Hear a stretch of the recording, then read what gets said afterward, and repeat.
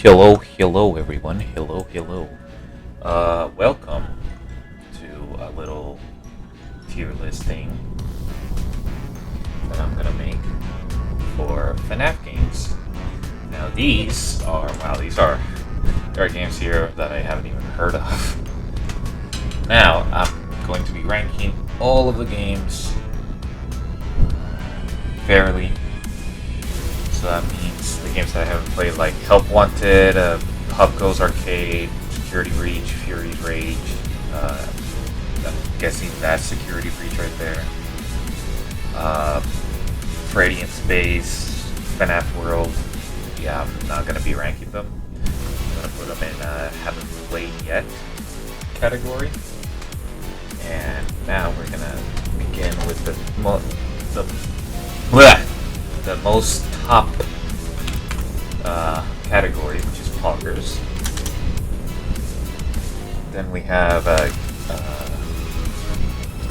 good game. Then we have meh. Then we have trash. And then we have haven't played. Hopefully this won't take long. I'm just trying to make a little video. It's a little epilogue since the FNAF movie's coming out very soon. And I'm getting ready for that. I'm excited for it. I'm gonna buy tickets after this, actually. So yeah. Let us begin with the ones that I have not played, which is Pub Goes Arcade, Security Breach, Fury's Rage, which I'm pretty sure were games made to like mitigate the time when, and this one too, these games were made by Scott to like mitigate the time of not having Security Breach yet, because if you remember back then, Security Breach was delayed a lot. Not as much as Cyberpunk, but it was delayed a huge bit. So Scott made these games, and people have made theories about this connected to the main games, of course, but you know, they were just little side games, so it's just I haven't played them. Now for Security Breach, yeah, haven't played this one either. I absolutely refuse to play this game because it is so bluggy, it is so buggy, it is so glitchy, it's so game breaking. Like the game just breaks itself even after like many patches and the ruined DLC. This game is still very broken, super broken. There's like whole videos of just breaking the entire game, and that's more entertaining than playing the game itself from the looks of it, because the story sucks in the main game.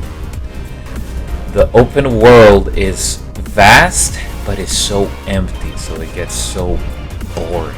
You're just in this big, huge box of nothing, with bright lights, which thankfully Ruin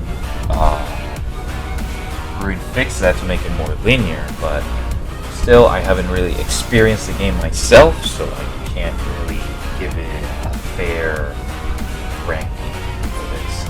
So yeah, same goes for FNAF World, which people really hated back then when it was revealed and when it was released.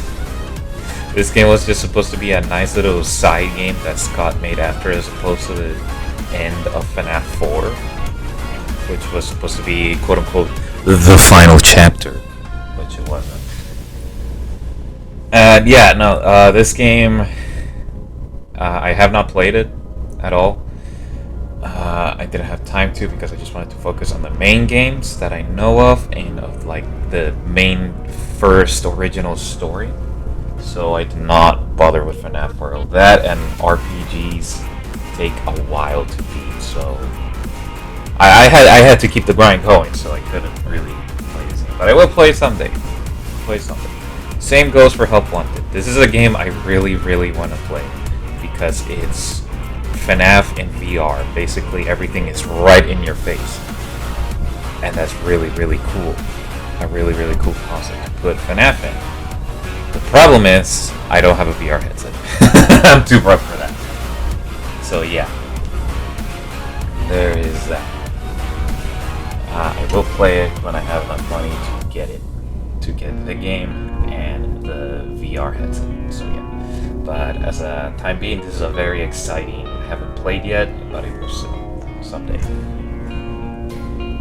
Now we go to FNAF AR. Yeah. Okay, so I will say the whole AR aspect is really cool, but it wears off super quickly. Very, very quickly. There really is not much to do in this game. The basically gameplay loop of this game is you see an animatronic on your screen, you press it, you see the stats, then you press go, and then you try to find the animatronic with your flashlight with distortion, and once you find him, the animatronic will lunge at you, and it is your job to shock him until his health is fully depleted. Once it's fully depleted, you can have that animatronic, and that's the gameplay. Rinse and repeat over and over and over and over and over. This game is important to the lore because of the emails that you get periodically once you play the game more. But I'm gonna be honest, I just don't care. I have not cared for this new story for a while now, for years. Like this new story that they have going, like it has something promising with Help Wanted, but it's just like, But then the whole aspect is collecting the animatronics, like all the animatronics you want, and keep them in your collection and send them out to salvage or trade them. And that's about all you can do with them. You either trade with them or you send them out to get salvage. You can upgrade them, but that's about it. Like the upgrades are very meh, I guess. It's just not really fun at all. Like it just gets very repetitive very quickly, and as you will see in a specific game that I will talk about very soon, you will see how tedious repetitiveness in these games can be. Alright, so now that we got all the side stuff out of the way, we can get into the main games. So let's begin chronologically with FNAF 4. And I am going to put this in poggers. Not gonna lie, I'm gonna put this in poggers. Why did I put this in poggers? The atmosphere is phenomenal. I love the atmosphere in this game. It gets you tense, it gets you shaking, it gets you second guessing yourself. It's a tense game, like, not gonna lie. When I first started playing it, me and my brother were scared on that first stream. You can go and watch it if you want. It's all right there. We were terrified out of our minds. And some people say that the designs of the animatronics in this game are way too over the top and trying to be way too scary. But I would agree if you were able to see them the whole time, which you don't, because the gameplay in this game makes it so you don't see them as much. What do I mean by that? Basically, you're in the dark most of the game. When you run to a door, it's just a dark hall, and you have to listen for breathing. Breathing means, if you hear breathing, it means that the animatronic is right in front of you, and you need to close the door immediately. And let me tell you, hearing a breath right in front of you, like super close, while you can't see anything, it plays with your mind. It's psychologically plays with your mind to thinking like, oh my goodness, what's over there? It's probably a big horrible monster. And yes, it's a big horrible monster if you like mess up.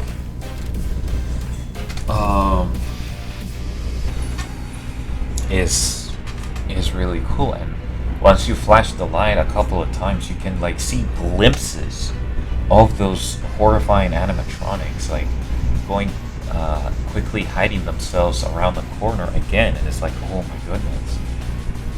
And then once Foxy gets in, it just gets even more tense. Like he's just inside your closet and you're trying to like turn him back to Bebe.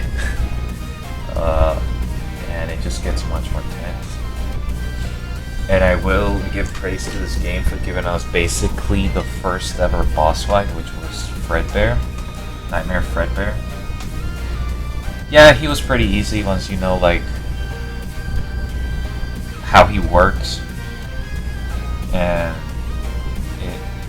he was basically like a cakewalk once you figure that out. But I respect Scott for giving us a boss fight, regardless of the difficulty. It was super cool. And Fredbear was terrifying. Now for the flaws, I'm going to have to go with the sound effects. The sound effects can mess with you and make you think that you hear breathing, so you quickly close the door. But then once you go back, you realize it wasn't breathing and you're dead. Or you can have a breathing so quiet, so minuscule that you can barely hear, that you were confused because of the ambience of like the clock constantly banging in the left, or cars, hearing cars on the right side. Like if you barely hear breathing, like very minuscule, you can probably mistake it for something else in the ambience, and it'll get you killed. And that's just, I'm sorry, that's just not good at all. Yeah, other than that, yeah, the sound effects and the ambience like mesh with each other way too much. And when you're trying to like, if you try to like hear longer for longer periods of time, especially in more difficult nights, it can get you killed, because either Foxy can run into your closet in a really bad time, or Nightmare Freddy can get you. So yeah, I just wish that we just had the super loud breathing right in our face, so we can have a clear and concise telling that an animatronic is right there. But for some reason, Scott decided to also put in very quiet breathing sounds, which meshes with the ambience, which can get you killed. So yeah, other than that, it's a pretty poggers game. I like the story that it told. It was very sad, and it was very very mysterious. This was supposed to be the ending of the FNAF franchise as a whole, because back when it was first teased, it was called The Final Chapter. So people were excited to see like how would Scott bring this to an end. And wow, was it not good. It was heavily implied with this game that everything that happened from FNAF 1 through 4 was all a dream. It was all a dream of a dying child. And that is honestly, you don't know this about me, but saying that everything that happened in your story was either a dream or something close to that is the laziest and the most cop-out writing you can do for your story. You're basically saying, with that twist, that all the struggles, all of the memories, all of the good times, all of the adventures that your characters have gone through and endured were all a dream. And it never happened to begin with. That is not satisfying. that is frustrating and is honestly a little bit insulting for making you invest in such a story to just pull the rug under you and say, oh, no, it was all a dream, never happened. Yeah, thank goodness Scott reckoned that immediately. Oh, and we never found out what was in the box, ever. Scott just kind of forgot about it. So yeah, that was fun. Anyways, this game has flaws, but is a pretty progress game, not gonna lie. Now we go to FNAF 2. Yeah, you're going to trash. Very high trash, though.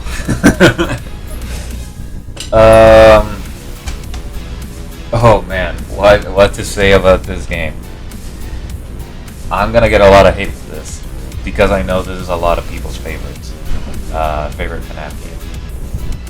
But I gotta say, this is by far my least favorite FNAF game from what I played. I remember back when I first played it, I thought, oh yeah, this is a pretty good game. I can see why people like it so much. But now, playing it years later, I can see the many flaws of this game. And it just combines it into a very not enjoyable time. So, let's get the good stuff first. I like how it expanded the lore. I like that a lot. I like the new addition of the puppet. I like the designs of the withered animatronics, which made the game very terrifying, which, let's be honest, it really needed some sort of scary factor. I like the death mini games. Like I said, expanding the lore.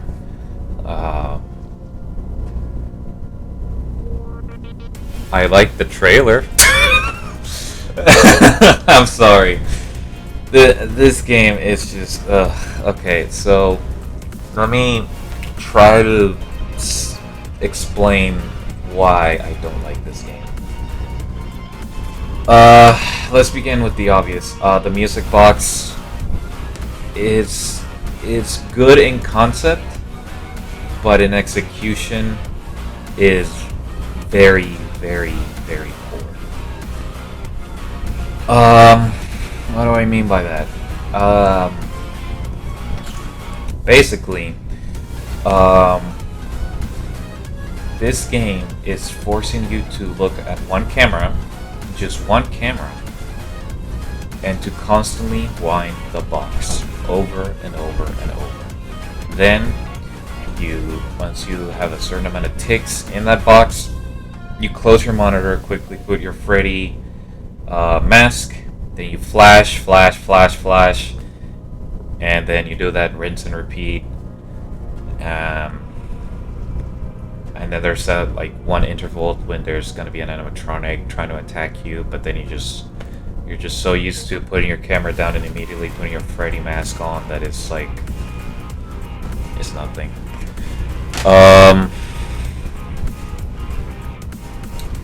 Whatchamacallit? Alright, so yeah.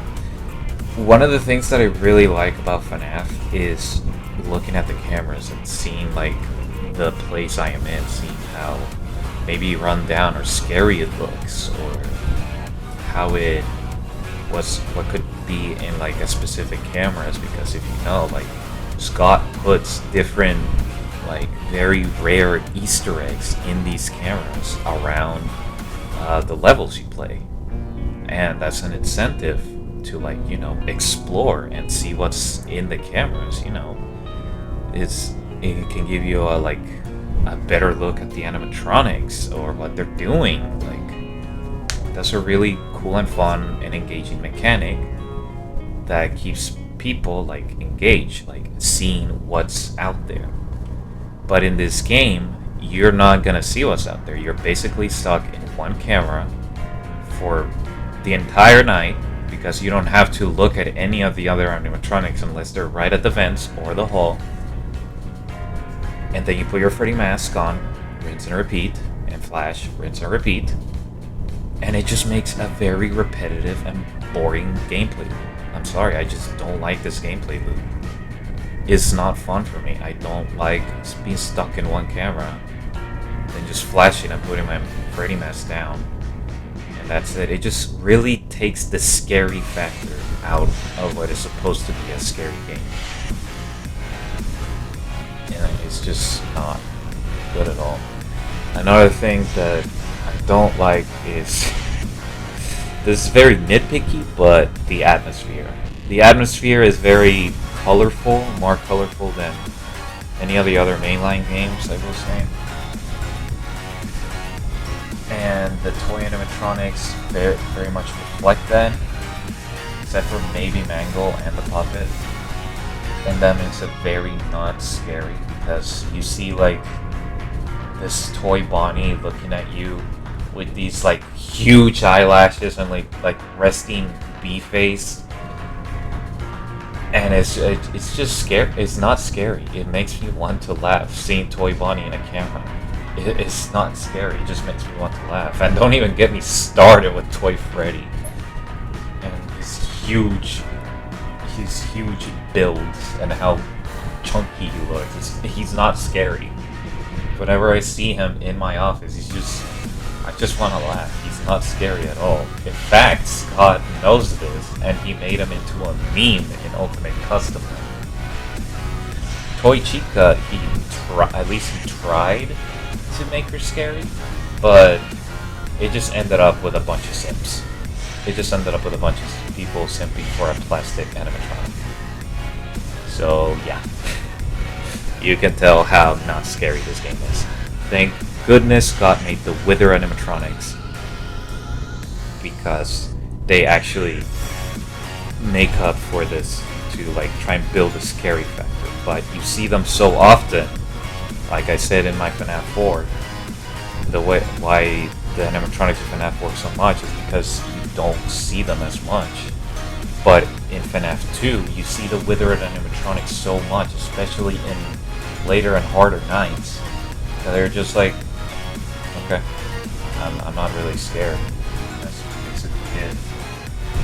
The only one that consistently scared me was Withered Freddy. I really liked this design. He was probably my favorite design, but that's probably because I saw him the least. Other than that, yeah, no. Oh, and don't even get me started on the vent stuff. Okay. So this is what really breaks the game for me. This is like the one cookie that crumbled the tower, I guess. Is that a saying? I don't know. This game is so weird with this vents. For one, it only has one sound effect for an animatronic to get in a vent and get out of vent. And correct me if I'm wrong, but I think like 7 out of the 10 animatronics go into the vents. So that's like 70% of the animatronics are in the vents, and you only get one sound effect to distinguish where they are and when they're out. Oh, and did I forgot to mention that this sound effect is not directional. By that I mean you won't hear a vent sound on the left or the right or the right. You will always hear it in between your eyes, so you never know which vent they're in, or you never know when they're going to be out, because you can hear somebody go in the vent. You check the light.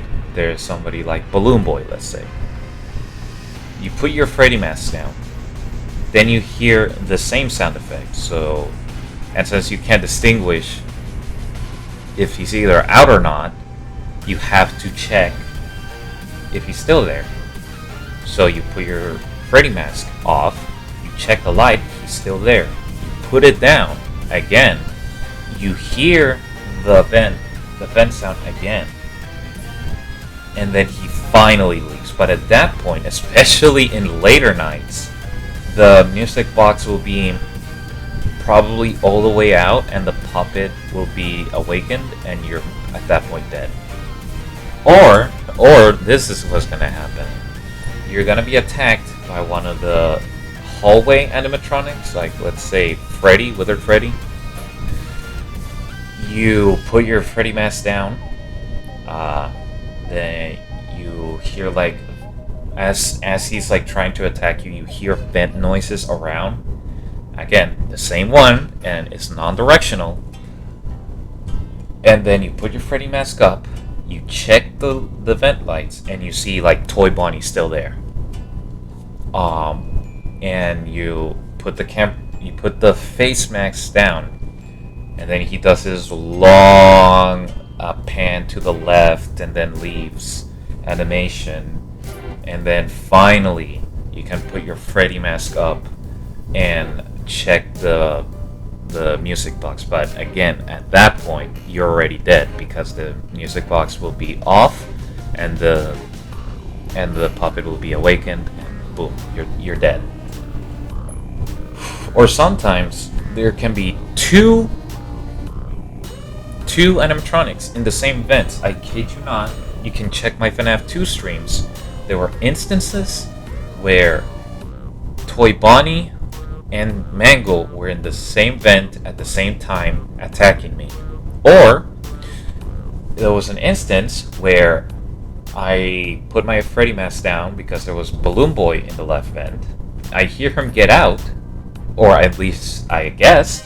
I put my Freddy mask camera up, I checked the same vent, and now Toy Chica's there. So now I have to put my Freddy mask down. And then, yeah, at that point you're dead because the music box is once again off.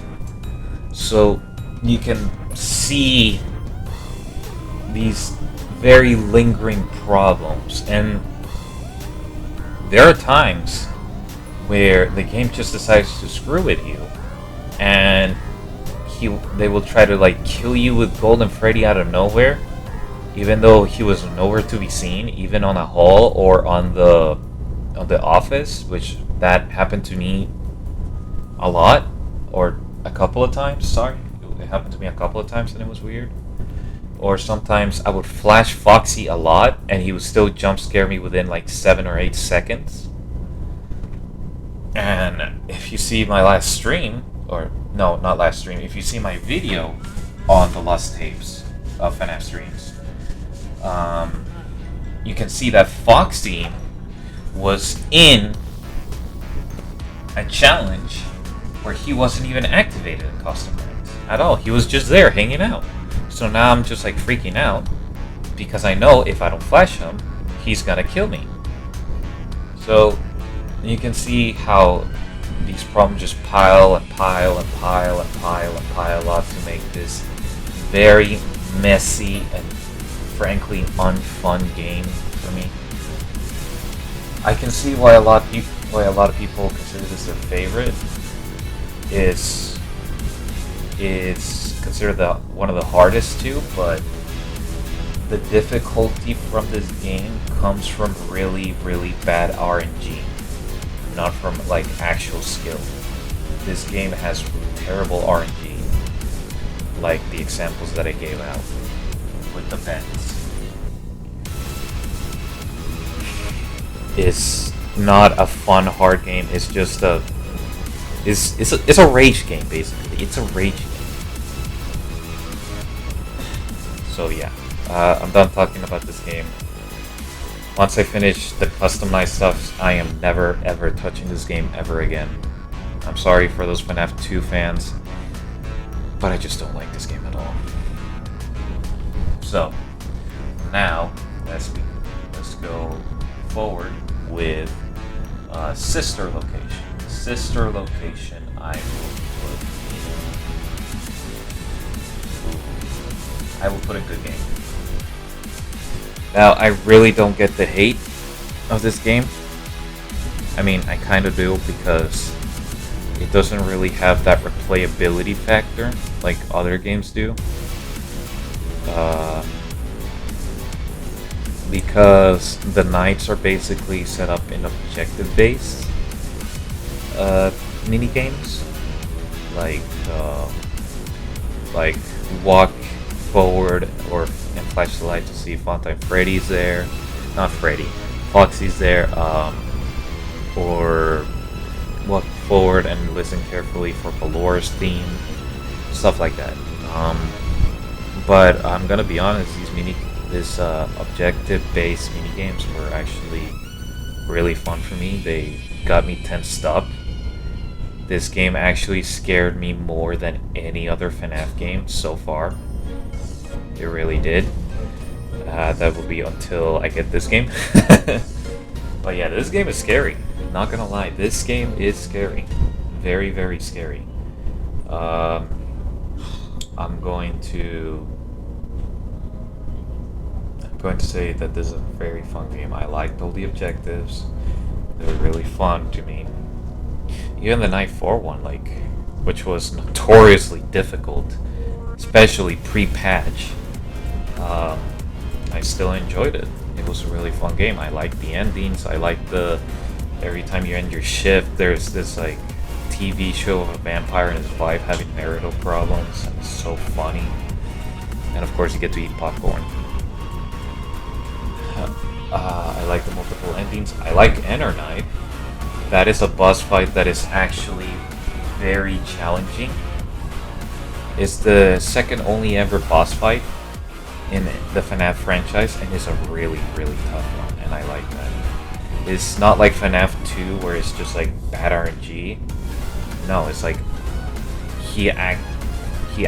Scott actually thought about how to make this a fair but challenging boss fight, and I like that.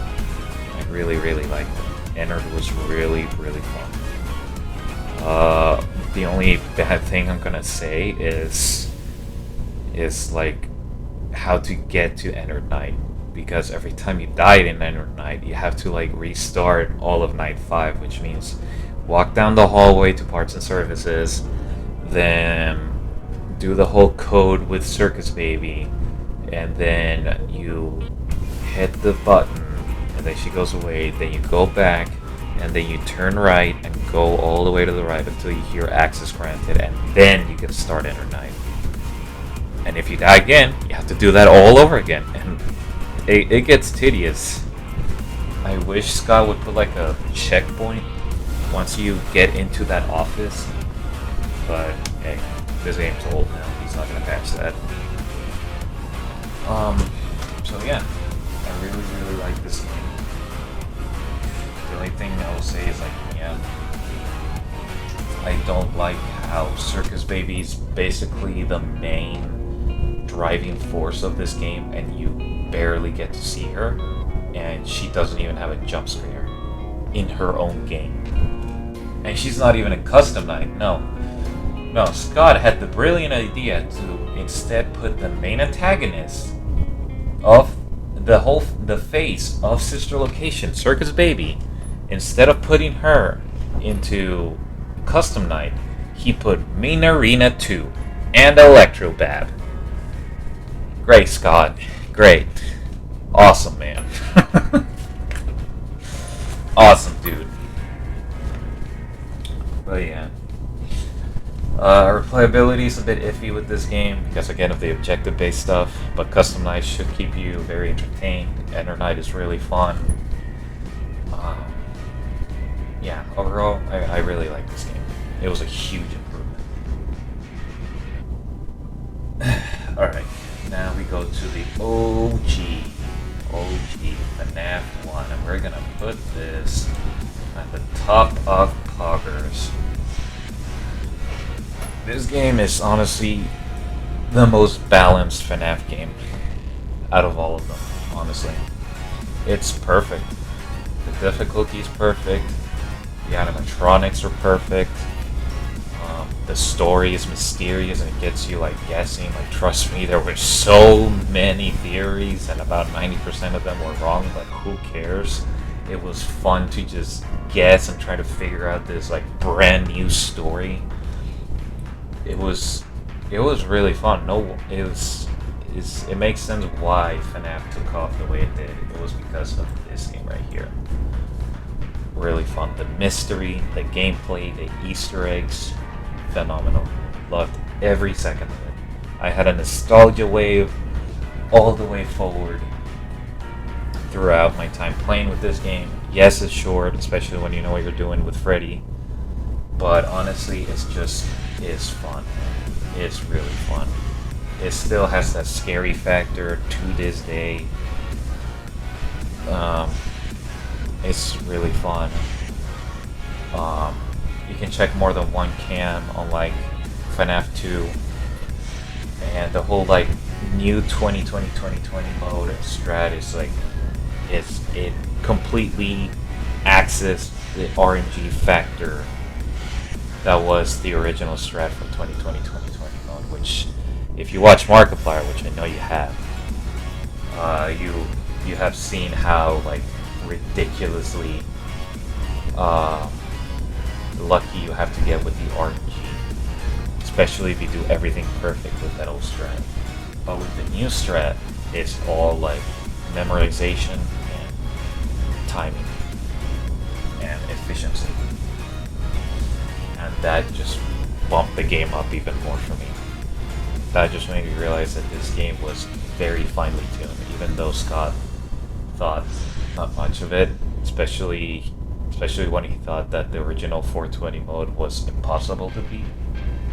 Now we can pick apart this game and say, yeah, no, it is not only possible, but it's also very easy to get once you get enough practice. But okay, enough about me writing this game. This is a really, really good game. I liked it. I liked it a lot. Wow, there's not many Mag games. Alright. Let's go to FNAF 3. And I did say this was my favorite game, but now replaying it, yeah, it's only like maybe bottom of the game. I still like this game. I like it a lot. I like how intense it can get, which is really funny to say because there's only one animatronic you have to take care of, and that's Springtrap. But Springtrap is such a slippery weasel, I guess, and he can just go anywhere he wants, and you just like have to keep checking the cameras for him, which is good because, like I said, I like to explore the location that I'm in with a FNAF game. I like to see what's out there with the cameras, and this game emphasizes that a lot, and I like it. I really like it. The Phantom animatronics were very hit or miss, not gonna lie. Phantom Puppet was annoying. He was super annoying. Phantom Mangle, he's just kind of there. You just don't have to look at Cam 4 at all, but if you do, you can quickly get out of it.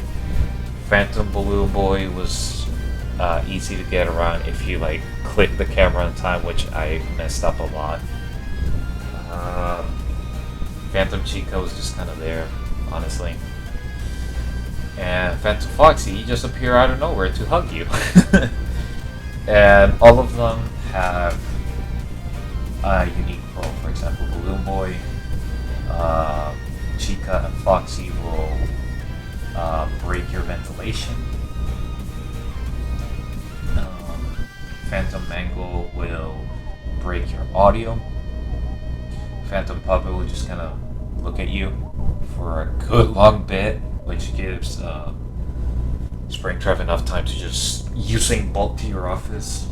And Phantom Freddy is pretty easily avoidable, but he's like honestly the most effective one because you just see like this dark, shambling silhouette across your window just walking by. It's effective. I like that. It brings the creepy factor up. I like how run down Fazbear Frights looks. It fits the theme well. I like the mini games, and I like the way to get the good ending. Which I will say, like, I don't know how people figured out to click on very obscure and not very noticeable tiles in the wall of your office to like put in a code. That still blows my mind. And some of the mini games, like the Golden Fredbear one, where you like kind of have to clip through and go to like very specific directions. Yeah, I still don't know how to figure that out. But yeah, other than that, I really I like this game. I still really like this game. It was my favorite for a reason, and it may have gone down years later, but it's still a pretty good game. I like the scary factor. I like Springtrap. I like how he hides on the cameras. Like, you can barely see him sometimes in some of the cameras, and it's like, wow, okay, yeah, this man is very like trying to be super sneaky to kill you. The stills of him looking into your office and him running past you while he's in the office is pretty scary. I like that a lot. Yeah, no, overall, yeah. Springtrap hard carries this game, without a doubt. Alright, now for Freddy Fazbear Pizzeria Simulator. We're gonna put this at a very, very, very close second, poggers. Why would I say that? Easy. This game is really, really, really fun. You get to create your own pizzeria. You get to invest in like advertisement or mini games and stuff. And those mini games can not only give you extra money once you play them, but it also gives you secret 8-bit cutscenes that delve deeper into the lore of the games. And honestly, just that alone makes it a very good game. Like creating your own pizzeria and stuff like that is really cool. This game has like 6 different endings, which is also pretty cool because getting them is like can be very funny, but also very satisfying. Now for like the actual scary gameplay, like the Office gameplay, that also works a lot very well. Especially once you buy the upgrades, I liked it a lot. I like how you had to turn everything off to like here around the vents. I like how the animatronics talk to you while they are very close to you. I really like how you can scan for them and put audio lures, which in later nights is not really effective anymore because they're so aggressive, but still. I like how you had to like manage and juggle between getting your task done and looking out for the room temperature, and also looking out for sounds around the vents so you don't get jump scared. I love the designs of the animatronics, except Scraptrap. Seriously, Scott, what did you do to Springtrap? That was like the biggest video game glow down I've seen in my entire life, was going from Springtrap to Jimmy Neutron Trap. Wow. In the salvage section of the game, he doesn't look bad. He actually looks kind of decent because of the lighting.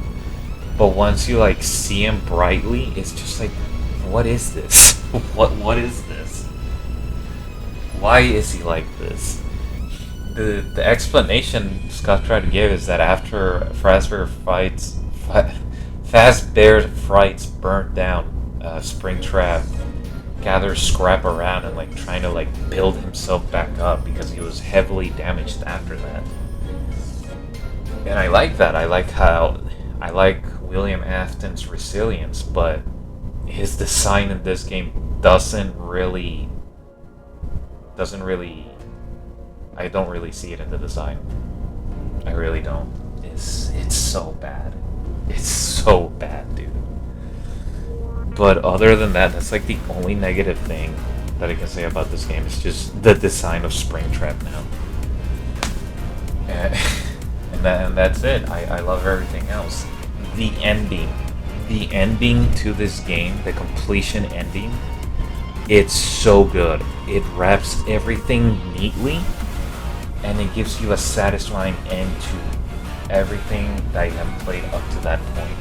Basically, Henry, which was William Afton's co-owner of Freddy Fazbear's, he lured all of the remaining animatronics that were out there into this new pizzeria with smells and sounds that are familiar to them, and then he gives you to them to salvage them. And when you salvage them, they're inside like the map of the office, which is basically just a big cage of vents and rooms with like the alluring call of children playing in the middle of that cage, because that's where the pizzeria is. And once you gather everyone by Saturday, Henry comes in and says that he's going to burn everything down, including the animatronics, himself and yourself, to just end all of the pain, all of the suffering, and everything that was caused by Freddy Fazbear's Pizzeria. He burns everything down, he releases all of the souls, and he finally kills William Afton, which was it's such a satisfying ending. It is by far one of my favorite endings in media history ever. It's so good. It's that good. It's really, really good. In fact, that ending alone, I'm sorry, but that ending alone just, yeah, no. This game is really good. I liked it a lot. I really, really liked it. Alright. Now to end this is we have something that I just finished playing recently. It is Ultimate Custom Night, and we're gonna put this right in the middle. And I just realized there's not a single mech game here at all. I just realized that. Anyway, whatever. It's a fun game. Like, it doesn't really have anything at all other than it reveals that this is William Afton's hell made by Cassidy, which is one of the kids that was possessing Golden Freddy. She could not let go of her rage after what happened to her by the hands of William. So she decided to take William's soul and put him in a purgatory where he has to constantly fight for his life against 50 different animatronics, night after night for eternity. Cassidy tortures William. And even after you beat 50-20 mode, which I have not because it is insane, it's not a triumphant ending. It's not a good completion ending. No, it's literally Golden Freddy looking at you, twitching, while there's this very somber piano playing in the background. Cassidy will not let William go, and she will torture him for the rest of eternity. And that's honestly very dark. Extremely dark. But I guess you can say that's the judgment that Springtrap gets, or William Afton gets, after all the pain that he's caused. But that's not for Cassidy to decide. That's for God Almighty to decide. But in the confines of the story, it's grim, dude. Now for the gameplay itself, it's fun. I like it. I like the arcadey feel to it now. I really like the cutscenes. They're so funny, but they also have like very subtle nudges to the actual lore of the original story of the games. And yeah, no, this game is super fun. I like it. It's a fun game. I like it. It's really fun. All I can say is that it can get overwhelming. It can really get overwhelming with everything that you have to do, because almost all the animatronics have very different play styles that you have to like think about. Very, very different play styles. and you can tell, like, if you turn them all on in 50, all 50 of them on, you can see how hectic it can get. Incredibly hectic.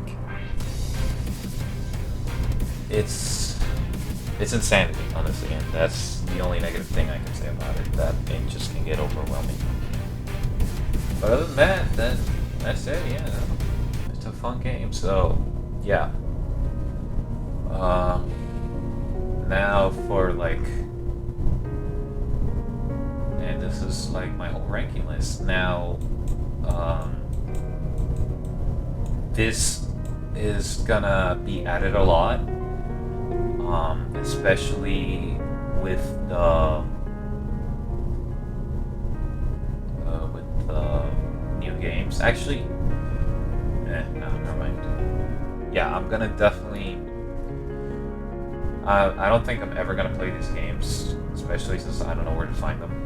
But I am gonna play these 3 games, especially Help 1 to 2 eventually. So yeah. Now for my, like, least favorite game to most favorite game out of all of these, I would probably have to say, I would definitely have to say that at the very bottom is FNAF AR.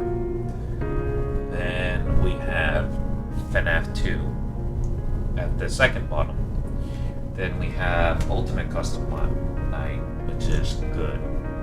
Then we have FNAF 3. Then Sister Location. Then in the top 3, number 3, we have FNAF 4. Number 2, which is very, very close, mind you, very, very close, is FNAF 1. And for my overall favorite FNAF game is Pizzeria Simulator. I like it. I will say, to end this video off, since, oh wow, it's already almost an hour, I will say that playing all these games throughout this month and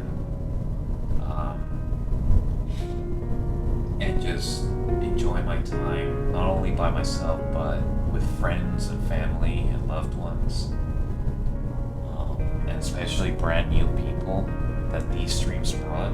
It was really fun. I cherish these memories, despite FNAF 2. I cherish them a lot. This was a really fun thing for me to do. I'm glad I did it, and I'm glad I stuck through it through the very end. It was fun. I enjoyed my time. I enjoyed the ride.